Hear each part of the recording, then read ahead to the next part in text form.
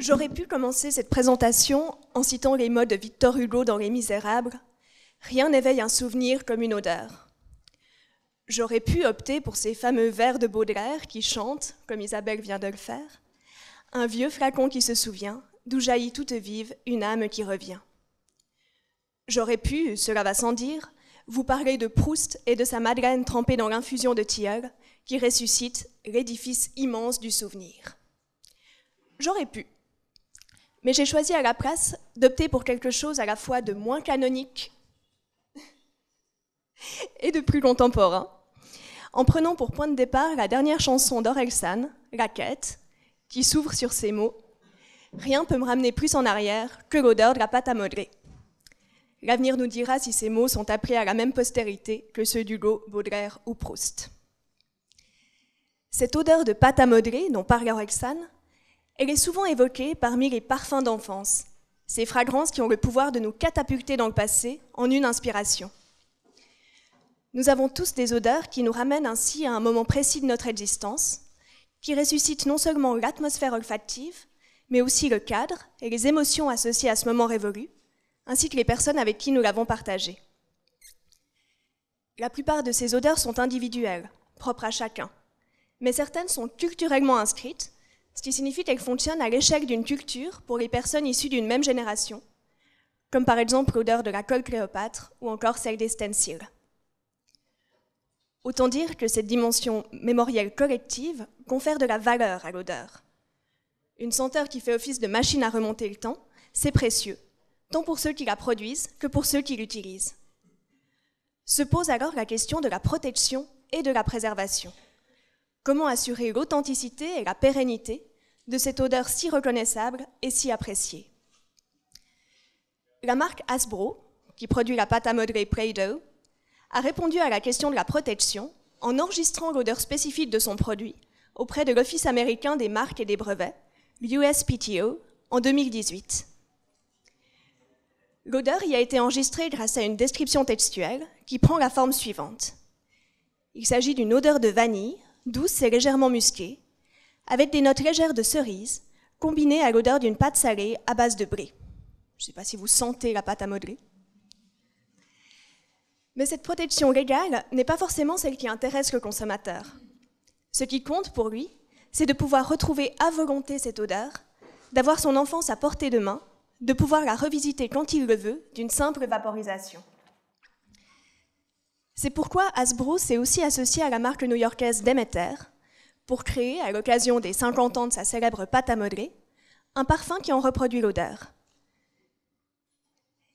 Il s'agit d'un parfum destiné aux adultes qui se présente comme « a reminder of their youth », un rappel de leur jeunesse.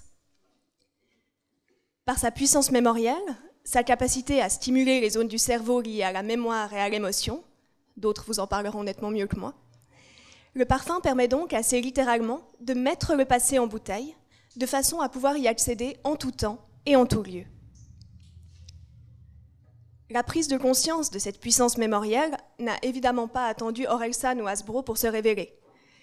Comme en témoignent les citations d'Hugo ou de Baudelaire que j'ai mentionnées il y a quelques instants, le XIXe siècle est extrêmement conscient de cette dimension réminiscente. Elle fait d'ailleurs l'objet d'une importante théorisation et conceptualisation à l'époque, puisqu'on cherche à décrire le plus précisément possible le phénomène. C'est notamment le cas d'un certain Dr Ullmann, qui, dans un article pour la revue Academos, propose la notion de choc olfactif pour décrire la façon dont les odeurs, je le cite, par la mémoire, entrent dans ce trésor psychologique qui sommeille en chacun de nous, constitue comme une réserve latente, d'où jaillit au moindre choc la gerbe sensorielle, le faisceau d'idéalisation, le concept qui nous surprend. L'image est déjà proustienne. La question qui se pose alors aux osmophiles du XIXe siècle est la même que celle que se posent Hasbro et les amateurs de pâte à modeler. Comment préserver cette odeur? Comment assurer sa conservation et avec elle, celle de l'émotion qu'elle véhicule? La solution la plus évidente est là encore celle de la mise en bouteille. Il s'agit de transformer l'odeur en parfum, de perpétuer le moment en capturant l'arôme. Cette dimension transparaît largement dans les discours qui entourent le monde de la parfumerie au XIXe siècle. Le parfum y est célébré comme la capacité à éterniser ce qui est par définition fugace, qu'il s'agisse du printemps, de l'éclosion d'une fleur ou même de la jeunesse.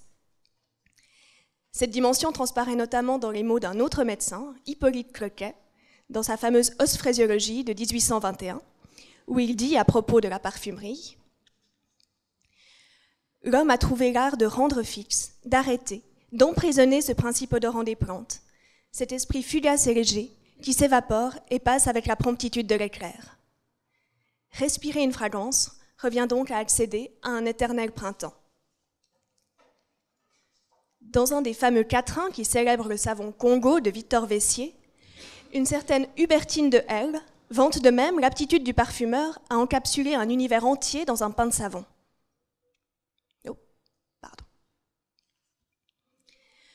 Dans ce savon léger de 100 grammes à peine, Vessier sut enfermer tous les dons du printemps, tous les parfums des fleurs dont la Provence est pleine, avec l'heureux pouvoir de nous rendre 20 ans. Ici, le parfum rend possible un double décalage, à la fois temporel, il nous ramène à nos 20 ans, et géographique, nous nous sommes catapultés en Provence.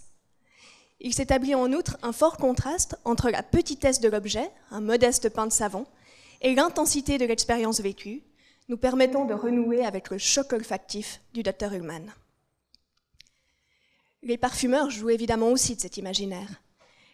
La maison Guerlain lance ainsi Le bon vieux temps aux effluves de musc et de pot-pourri en 1901 et Vague souvenir, un aldéhydé aux notes de pêche, de gardénia et de prune en 1912. Et on peut noter au passage qu'aujourd'hui encore, cette dimension est largement mobilisée dans le discours des marques, par exemple par la maison Gucci, qui présente sa création « Mémoire d'une odeur » comme, je cite, « transcendant les frontières du temps ».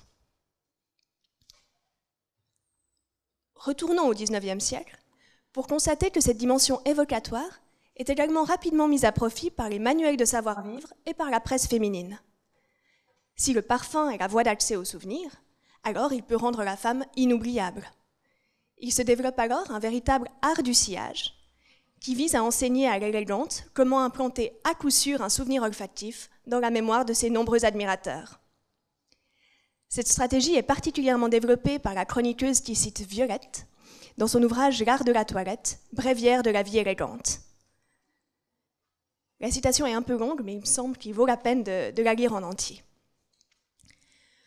Pour conserver un parfum doux, égal, cette exquise senteur de la femme élégante qui la suit partout, laissant derrière elle une suave atmosphère, sillon embaumé pareil à celui que laissent les fleurs dans la brise, un soin sera nécessaire. Il faudra que, chaque matin, la femme de chambre vaporise sur les vêtements l'essence choisie par sa maîtresse. Le manchonnet, le manteau, le bord des jupons devront être particulièrement imprégnés.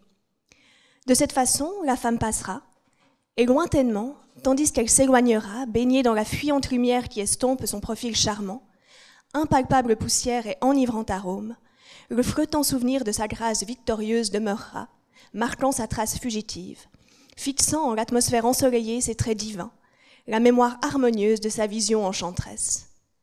Elle a fui, mais tous se souviendront qu'elle a passé.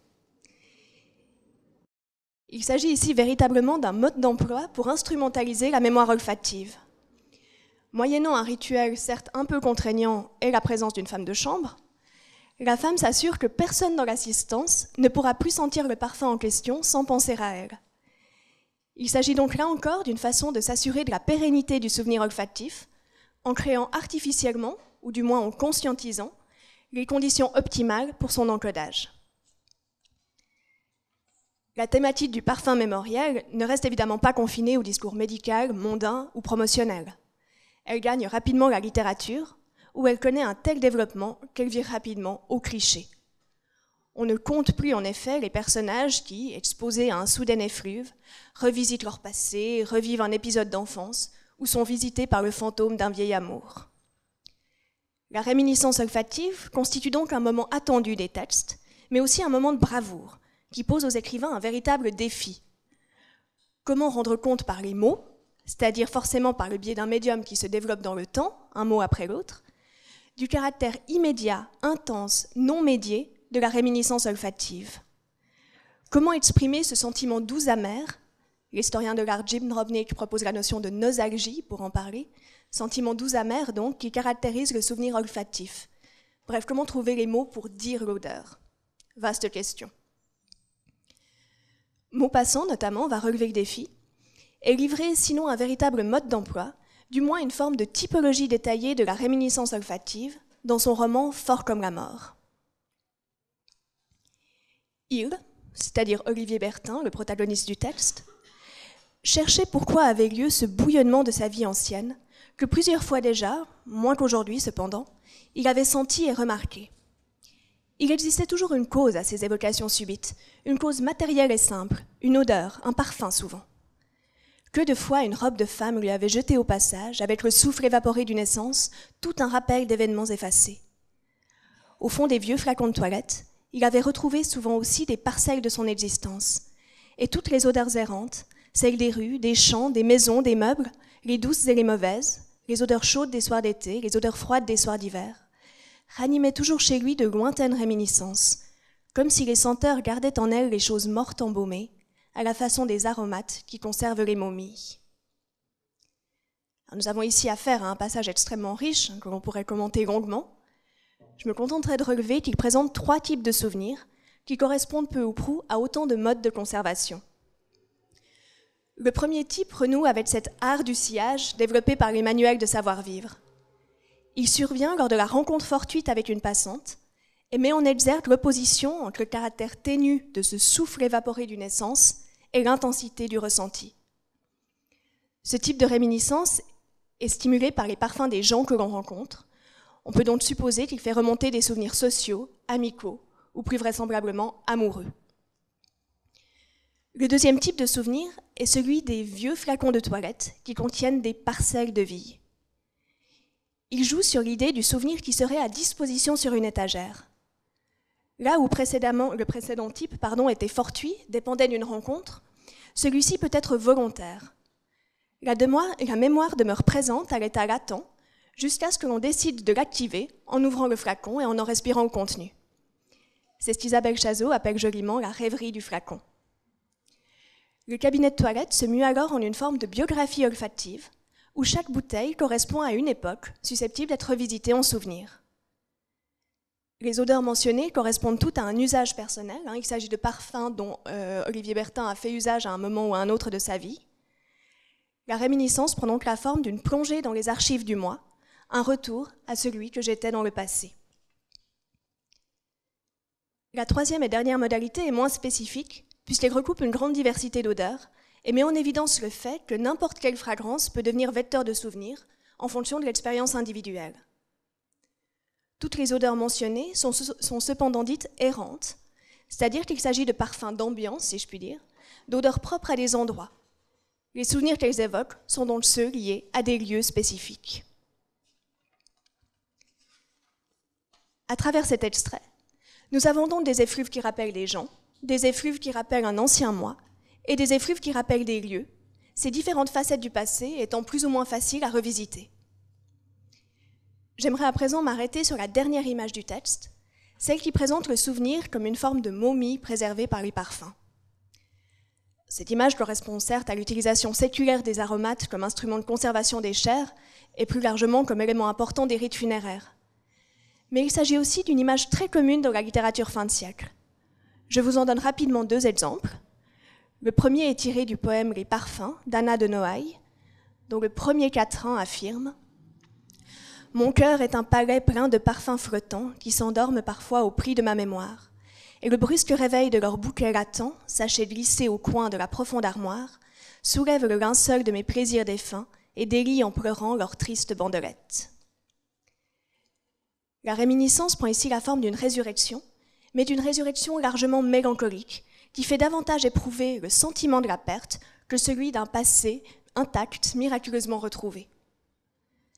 Même chose, quoique un peu plus tardivement, chez le poète lyonnais Émile Livet, qui dans son poème Résurrection écrit « Mon cœur est un tombeau rempli de senteurs fortes, senteurs d'ambre ou de musc, de vigne ou de houblon.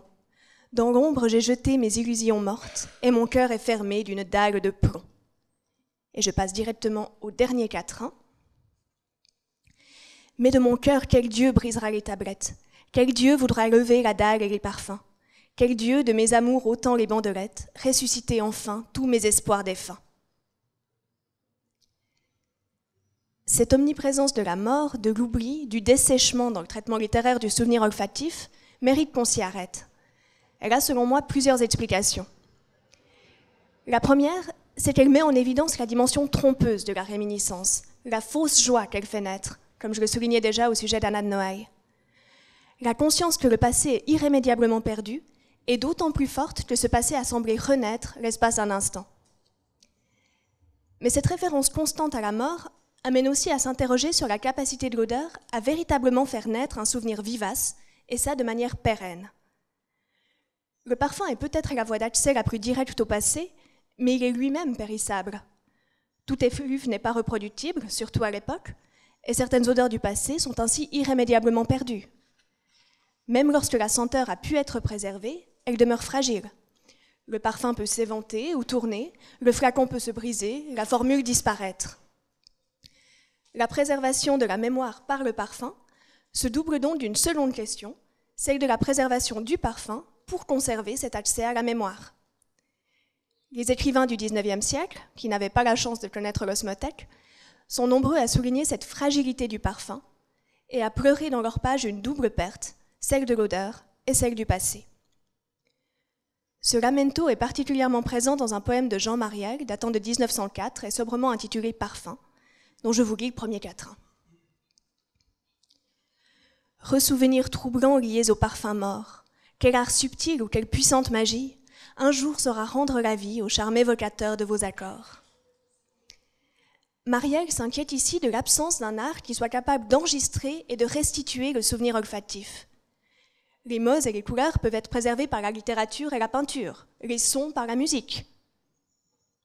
Mais vous, plus pénétrant et plus évocateur que les formes et les couleurs et que la musique elle-même, ô muette harmonie, ô parfums adorés, rien ne sauvera donc votre charme suprême de la nuit où bientôt vous vous engloutirez.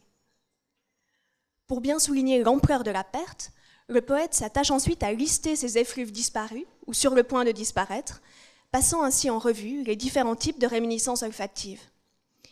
Il évoque tour à tour les parfums de la nature, ceux de l'enfance, ceux associés aux premières amours, aux êtres que l'on a perdus, ceux des voyages lointains, de l'Espagne, de l'Angleterre, de l'Orient. La dernière strophe vient récapituler ces différents pouvoirs de l'odeur et réaffirmer la morosité qui accompagne la certitude de leur disparition. Je cite juste les 3 derniers vers, qui reprennent les premiers. « Quel art des jours futurs, subtil et magnifique, maître enfin du secret de vos forces troublantes, saura vous ranimer, parfums évanouis. » Ce poème est assez ambivalent. Il affirme que seul un art nouveau, un art du futur, sera en mesure de ressusciter les parfums de jadis. Dès les premiers vers, il exclut que la littérature puisse remplir ce rôle, puisqu'il la cantonne à enregistrer la mémoire des mots et non celle des odeurs. Mais dans le même temps, cependant, Mariel s'efforce, et ce quand même durant 136 vers, de recapturer ces différentes senteurs ainsi que les souvenirs qu'elles font naître. Le poème se fait donc en quelque sorte mentir lui-même, puisqu'il parvient à faire renaître, fût-ce de manière imparfaite, ces parfums évanouis et toutes leurs évocations. Cette forme de réminiscence olfactive par prétérition, si je peux utiliser cette formule un peu barbare, est assez fréquente dans la poésie de l'époque. On la retrouve notamment chez Albert Samin, qui écrit dans un vers que je trouve magnifique et qui donne d'ailleurs son titre à ma présentation, « Je voudrais, convoitant l'impossible en mes vœux, enfermer dans un verre l'odeur de tes cheveux. » Samin rêve d'une forme de préservation à l'abri des dommages du temps, en faisant du texte le réceptacle de cet élément tellement volatile qu'est la senteur. L'entreprise est qualifiée d'impossible, les limites de la langue française se heurtant au caractère indicible de l'effluve. Et pourtant, là encore, par une forme de prétérition, Samin réalise ce qu'il prétend ne pas pouvoir faire, puisque les vers évoquent bel et bien la chevelure embaumée de la femme aimée et préservent ainsi son souvenir. Pour conclure, on constate donc que la littérature entretient un rapport ambivalent par rapport à la parfumerie dans son rapport à la mémoire. D'une part, les écrivains reconnaissent que rien n'égale l'intensité et la fraîcheur du souvenir olfactif. Ils en déplorent la perte irrémédiable, sans présenter ouvertement la littérature comme un mode de préservation alternatif.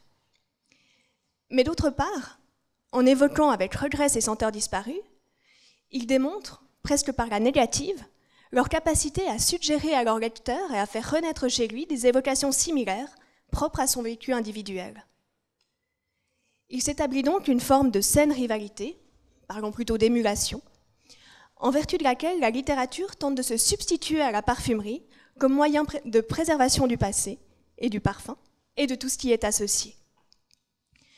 Pour revenir à notre point de départ, on peut donc se demander si les paroles d'Orelsan ne constituent pas aussi, comme la protection légale et comme le parfum Déméter, une façon complémentaire de préserver l'odeur de la pâte à modeler, ou pour le dire avec les mots d'Albert Samin, d'enfermer dans un verre l'odeur de notre enfance. Je vous remercie de votre attention.